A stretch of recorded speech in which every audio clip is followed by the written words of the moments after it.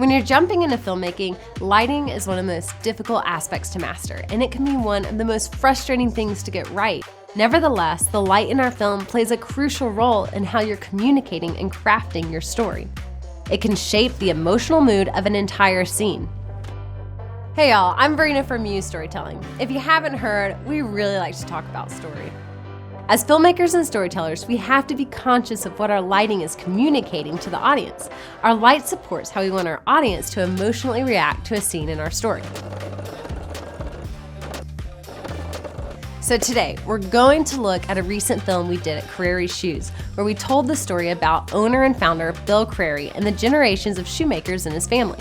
To show the power and effects of light on our story, we've broken down 4 main elements of light: direction, intensity, softness, and color.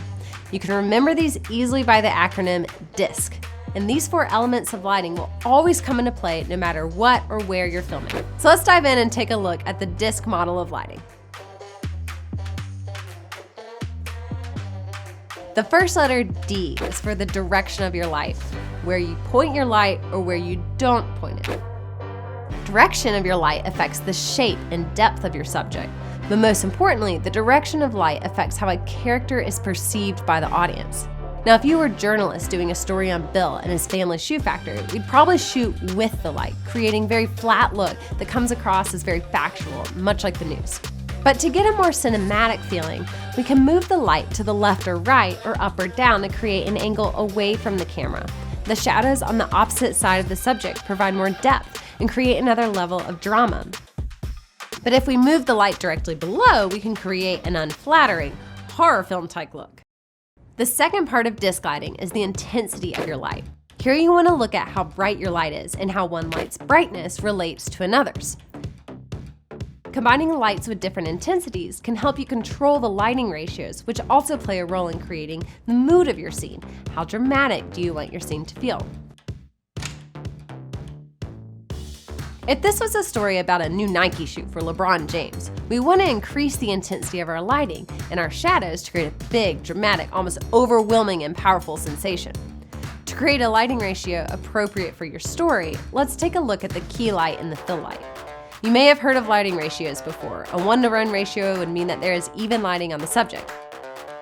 But if we increase the ratio to 2-to-1, that means our key light is 2 times as bright as the fill light, creating more depth to the subject. The more you increase the ratio, the difference is more obviously noted and creates a more dramatic look. Now there's one other little tip to remember with intensity. It's this thing called the inverse square law. It's a fancy term that basically means when you double the distance, you quadruple the light. What you need to know is that a little closer is a lot brighter.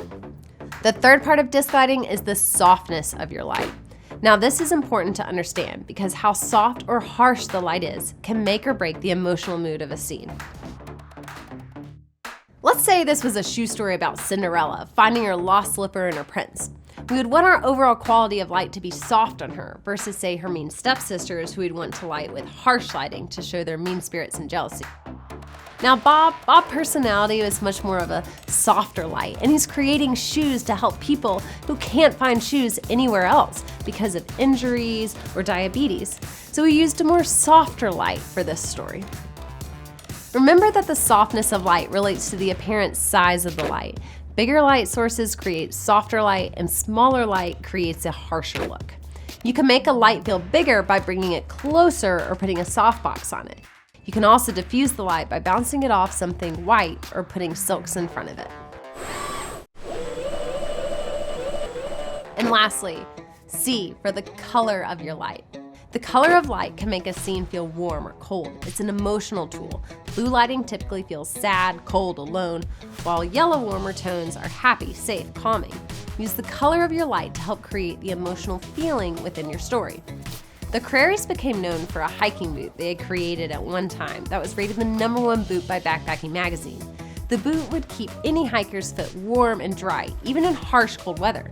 Now, if we were lighting this boot for a commercial, we could portray the warmth that the boot provides with warm colors of light, contrasted with the cold weather of the outdoors with cooler tones. Now, there's one very important thing you want to be careful of. Don't mix two different temperatures of light, such as the light from a window and a tungsten light. Always do a double check for the temperature of all your light sources before you shoot. That means if you're using daylight, turn off any lamps or ceiling lights. However, if your hair light or a background light is a different color, but is not mixing with the key lights, you can use this strategically. Now, those are 4 main elements of lighting that you should always think about when setting up your story. And you can remember these by the easy acronym D.I.S.C. D is for direction, where your light is located horizontally and vertically. I is for intensity, how much light there is and how is it relating to the other lights. S is for softness of your light, how harsh or soft you want the lighting to be. And C is for color. Use warmer or bluer tones to set the emotional feeling of a scene.